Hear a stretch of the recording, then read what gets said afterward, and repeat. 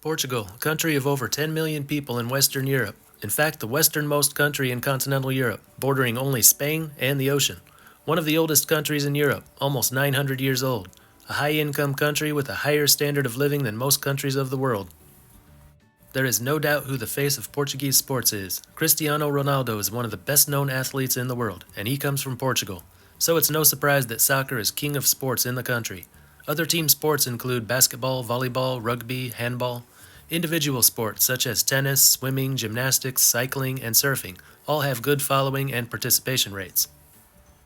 Baseball is pretty low on the list of sports preferences in Portugal. That's true for every country in Europe. Some countries in Europe have seen rising interest in baseball in recent years because of the WBC, success of their national teams, success of one or two local players going abroad and playing professionally, or some combination of those factors. Portugal hasn't seen any of these success stories, but who's to say they can't be the next one?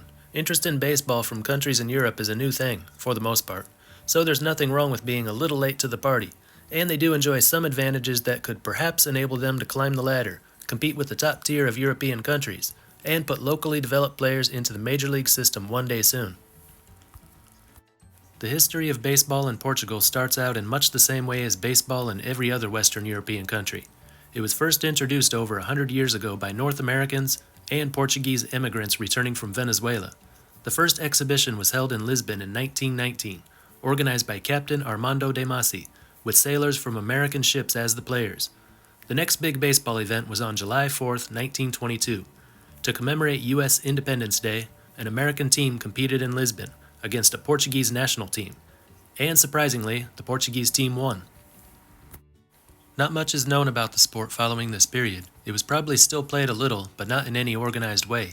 It wasn't until the 1980s that it started to be played in a more organized way, as it started to be played more in schools. In 1993, the first baseball and softball competitions took place at the National Stadium, open to all existing teams. In 1996, the Portuguese Baseball and Softball Federation was established. As with a lot of European countries, any further progress has only come along in the last couple decades. The first field specifically designed for baseball opened in 2006 in the city of Abrantes. A baseball-softball academy opened in that same city in 2012, and it was in the last 2 decades that organized baseball was really born in the country. In the top amateur league, 11 teams compete, split into North and South divisions. 5 teams played in the South, and here are the final standings. 16 games were played. Ravens topped the division at 13-3, outscoring their opponents 167-55. Then there were Leones, Capitals, White Sharks, and the Crusaders at the bottom at 1-15. The Almada White Sharks are the oldest team in this league. In the north, there were 6 teams playing a 20-game schedule. Club Deportivo Feirense led the way at 17-3, followed closely by Piratas da Ria. Then you had Rivers, Falcons, Raptors, and in the cellar, Highlanders at 1-19. This shows the 11 teams all together. In the end, Feirense and Piratas met up in the best-of-3 championship series. Feirense took Game 1 4-3, Piratas Game 2 6-2, and in the deciding game, Feirense rolled over Piratas 13-0 for the league title. Another league exists in the country, called the Liga Atlântica de Baseball, a more unregulated league, home to the oldest baseball club in Portugal, called Académica. The team was established in 1994. And some of these teams also have junior teams that compete in an age 6 to 14 division, sometimes with the same coaches. They just played a cup back in December. It is possible for players from this league to make the jump to professional leagues abroad. While no Portuguese players have done so, some from Latin America have. The most recent example is Gabriel Garcia. He played for Piratas da Ria last summer, then signed with Navegantes del Magallanes of the Venezuelan League, playing right alongside active players from the Major League system. There have been 2 players born in Portugal who reached the Major League level. One is Frank Thompson, born Augustus Fernandes in Madeira, Portugal in 1852. He played catcher for the Washington Nationals and the Brooklyn Atlantics of the National Association in 1875. He only played in 12 games, 12 out of 46 at the plate, with 1 triple and 4 RBI, so not much of a career. It was long before the modern era of baseball, and it's not known how long he actually lived in Portugal. 148 years would pass before the next player born in Portugal would play in MLB. That was 1 year ago when Isaiah Campbell made his debut for the Seattle Mariners last summer. He was born in 1997 in Angra do Heroísmo in Portugal, but he is not a Portuguese national. He was only born there because his father was stationed there in the U.S. Air Force. Campbell grew up in Kansas. So they're still waiting for a born and raised modern era ball player to come from Portugal and reach the major league level. But if we're talking about players of Portuguese descent, they've got quite a success rate.